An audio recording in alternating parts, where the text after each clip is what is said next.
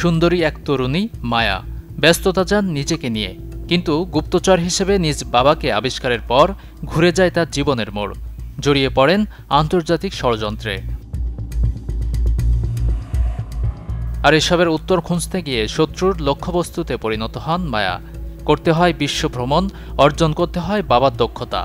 এগিয়ে যায় মনোমুগ্ধকর এক গুপ্তচরবৃত্তির থ্রিলার। তবে বাস্তবের ফোবি ডাইনেভার সিনেমায় হয়েছেন মায়া, সঙ্গে আছেন অভিনেতা রাইস ইফান্স। অভিনয় করেছেন যারা ইনহেরিটেন্স সিনেমায়।